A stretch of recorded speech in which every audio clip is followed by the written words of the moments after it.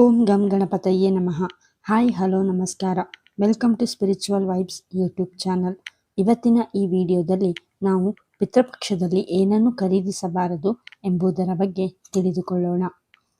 ಪಿತೃಪಕ್ಷದ 15 ದಿನಗಳ ಅವಧಿಯಲ್ಲಿ ನಾವು ಈ ತಪ್ಪುಗಳನ್ನು ಮಾಡುವುದರಿಂದ ಪಿತೃದೋಷಕ್ಕೆ ಅಥವಾ ಪಿತೃಗಳ ಕೋಪಕ್ಕೆ ಗುರಿಯಾಗಬೇಕಾಗುತ್ತದೆ. ಪಿತೃಪಕ್ಷದ ಅವಧಿಯಲ್ಲಿ ನಾವು ಏನನ್ನು ಖರೀದಿಸಬಾರದು. ಪಿತೃಪಕ್ಷದ ಅವಧಿಯಲ್ಲಿ ನಾವು ಇವುಗಳನ್ನು ಖರೀದಿಸಿದರೆ ಪಿತೃದೋಷ ಗ್ಯಾರಂಟಿ.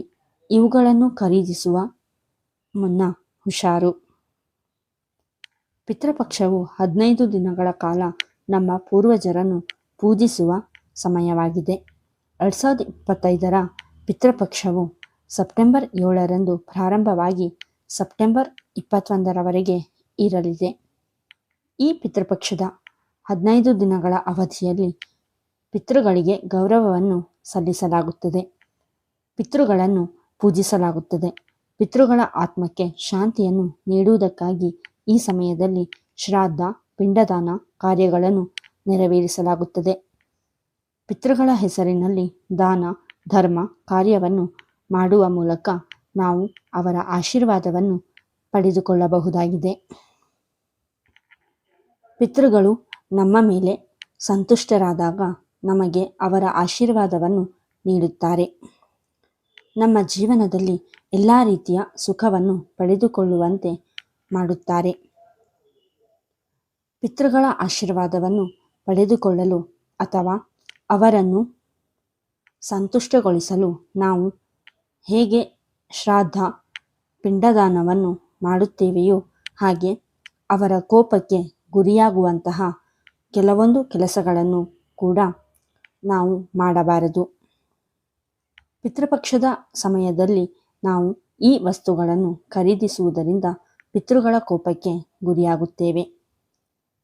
ಪಿತೃದೋಷದಂತಹ ದೋಷಗಳನ್ನು ಎದುರಿಸುತ್ತೇವೆ.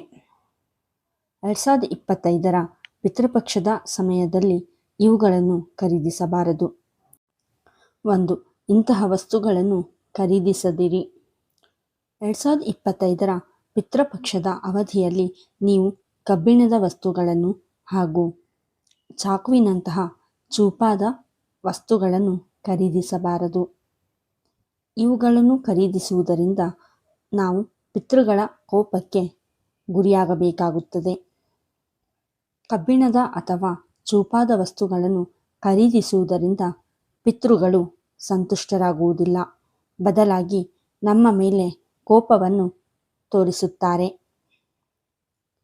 2. ಬಟ್ಟೆ ಹಾಗೂ ಇಂತಹ ಅಲಂಕಾರಿಕ ವಸ್ತುಗಳನ್ನು ಖರೀದಿಸಬಾರದು.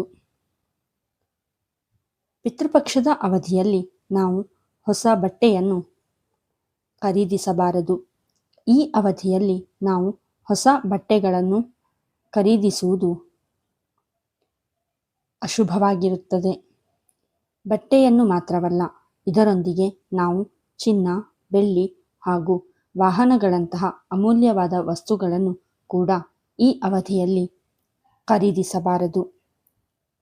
ಪಿತೃಪಕ್ಷದ 15 ದಿನಗಳ ಅವಧಿಯಲ್ಲಿ ಇವುಗಳನ್ನು ಖರೀದಿಸುವುದರಿಂದ ಕೆಟ್ಟ ಫಲಿತಾಂಶಗಳನ್ನು ಎದುರಿಸಬೇಕಾಗುತ್ತದೆ. 3. ಈ ತಪ್ಪನ್ನು ಮಾಡಬೇಡಿ.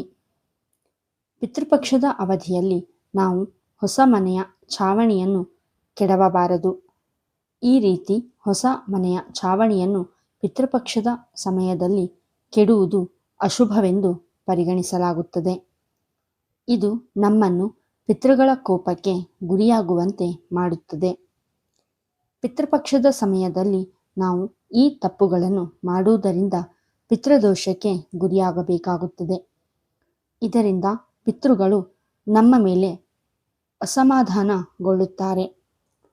ನಾವು ಜೀವನದಲ್ಲಿ ಅನೇಕ ರೀತಿಯ ಸಮಸ್ಯೆಗಳನ್ನು ಎದುರಿಸುವಂತೆ ಮಾಡುತ್ತಾರೆ. ಈ ವಿಡಿಯೋ ನಿಮಗೆ ಇಷ್ಟವಾಗಿದ್ದಲ್ಲಿ ಲೈಕ್ ಮಾಡಿ, ಶೇರ್ ಮಾಡಿ ಮತ್ತು ನಮ್ಮ ಚಾನಲನ್ನು ಸಬ್ಸ್ಕ್ರೈಬ್ ಮಾಡಿ. ಧನ್ಯವಾದಗಳು.